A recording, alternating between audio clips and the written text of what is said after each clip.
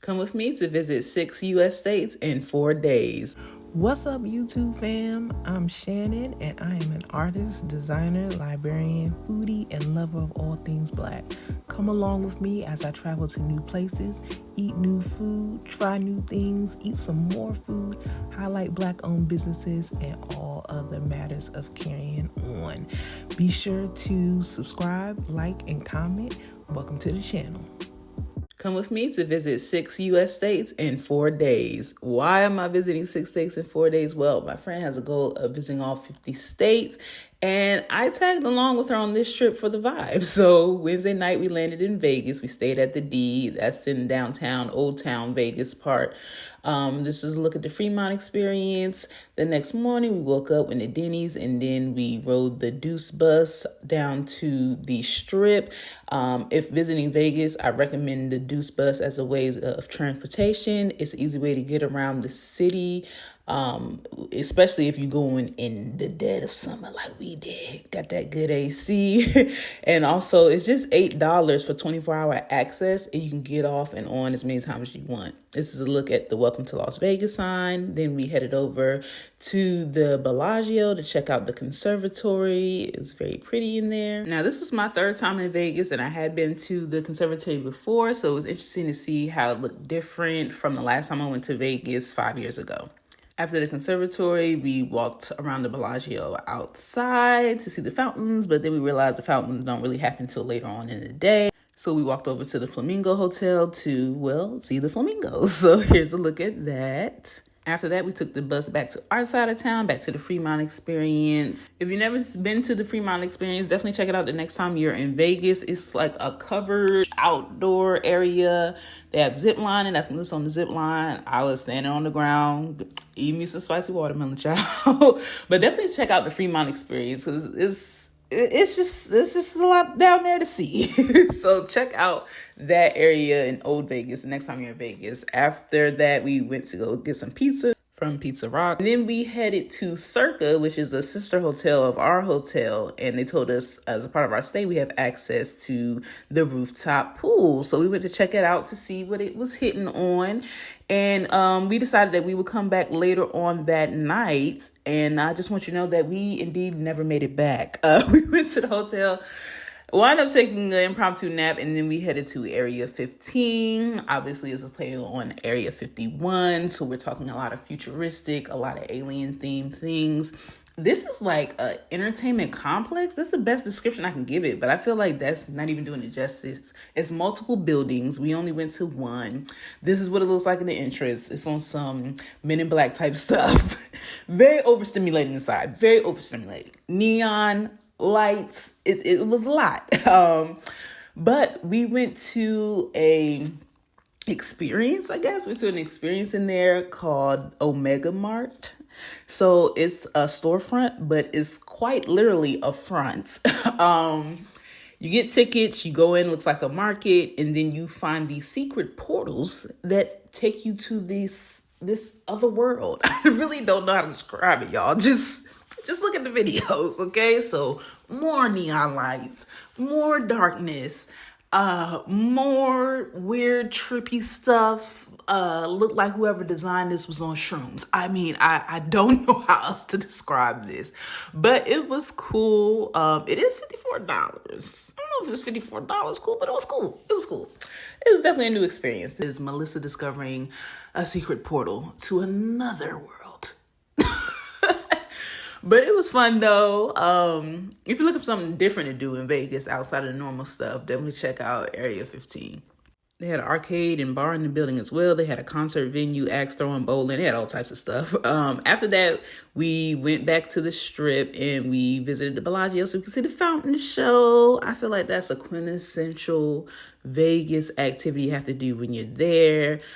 I know fountains don't sound particularly exciting, but I promise you, it's like fireworks show, but water. It's really cool. We headed back to the hotel. I got White Castle. It was decent, but my tum-tum hurt a little bit the next morning. Friday, we woke up at the butt crack of dawn to go catch the bus to take a day trip to the Grand Canyon. Here's us on the way. What you currently see in front of you is Lake Mead. And then to the right here, we have the Colorado River. It's about a 4-hour drive from Las Vegas to the Grand Canyon in Arizona. However, when you factor in us being on a bus and making several stops, it was probably more like 5 hours to get there, maybe even a little more than that. Here's just a look around at one of the stops in the middle of nowhere. And here we are at historic Route 66. So this was a cool stop. Had this little shop here with all these like old school motorcycles and cars in it. And then of course you see the mural there with the historic Route 66. And here we are. We finally made it to the Grand Canyon National Park. This tour was booked through Grand Canyon Destinations, and our tour guide's name was Lodo. He was very informative, very nice, very friendly. He was actually Italian, and he came here from Italy some years ago because he visited here one time, came to Vegas, went to the Grand Canyon, and loved it so much he moved here. But yeah, he was very knowledgeable of the history of the land and, you know, everything tying back to the indigenous people that inhabited it. And the scenery was just beautiful. The weather was beautiful. This day was just perfect. I wish the weather was like this every day of this trip. Oh my gosh, it was like sunny. It was breezy. It was like 74, 75 degrees. It was just immaculate. The perfect day at the Grand Canyon. I think we spent roughly about 3 hours here. This was in the first part of the park that we went to. Then we got back on the bus and walked through a second part. We saw all types of wildlife. As you can see, I believe that's an elk, I think. So we saw a lot of them out. This is the second part or side of the park that we visited, and over on this side was where they had like a hotel where people can stay.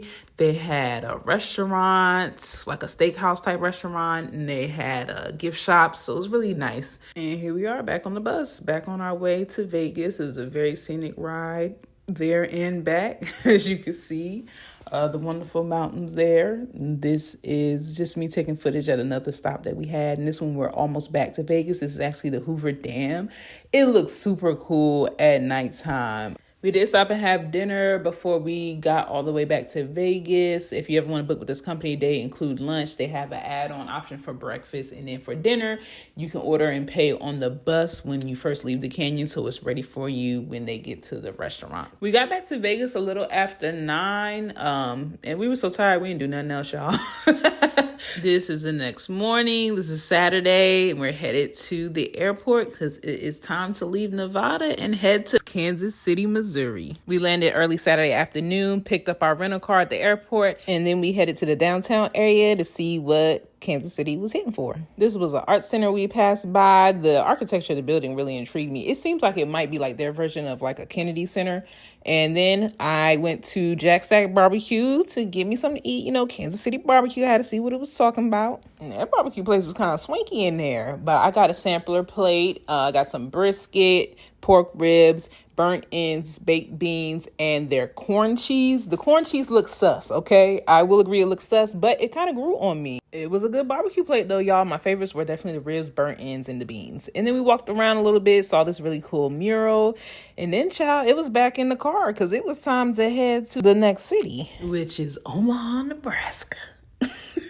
Never would I thought in a million years I'd be visiting Omaha, Nebraska, but here we are. It was about a 2.5 hour drive from Kansas City, Missouri. And according to their state welcome sign, they're living a good life here. And it's also home of Arbor Day. Who knew? We wound up at their riverfront area because we found out that there is a pedestrian bridge that actually goes from Nebraska to Iowa.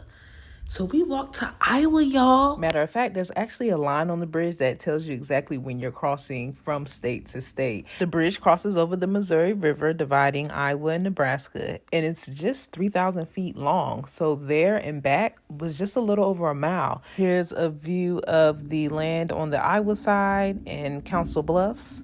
And then once we walked back over to the Nebraska side, I decided to get some mango and tahini from my friend here. And I want y'all to know there's people of color in Nebraska, okay? Some of the first people we saw were black. And there were many, many brown people there as well. So I just found that interesting. I thought, you know what I thought. And here we are headed more into town. We did spend the night in Omaha. And then the next morning we got up and we headed to the Omaha Zoo. It's actually a zoo and an aquarium, and it was voted #1 zoo in 2024 by USA Today. I'll be the judge of that. It's like, I'm kidding. I'm not even a big zoo person for real. But it was a very nice zoo, and I enjoyed that it was also an aquarium. It did have this really cool desert zone, which I had never experienced that at a zoo before. Its aquarium was very vast and robust. I got lots of footage, you guys, but I will not include it all in the video, or this video would be super long.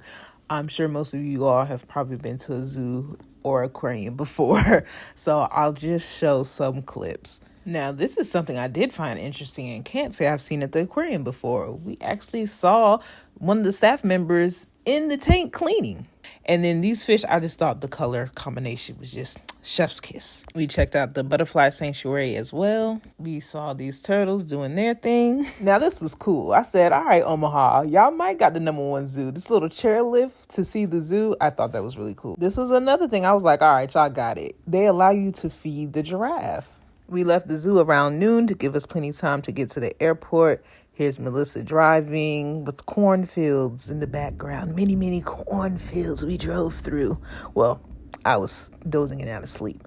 But this is us crossing into Kansas, our 6th and final state. We drove to Kansas City, Kansas, just about 20 minutes away from the airport in Kansas City, Missouri. And we had lunch at this place called Big Fish. But I actually decided to go with chicken because I love a smoked meat. And I saw they had smoked wings. I wanted to try them. Melissa, however, did get fried fish. And we traded a fish for a wing. Here we are back at the airport. We returned the rental car. And then we headed home, y'all. And this is us landing back at DCA.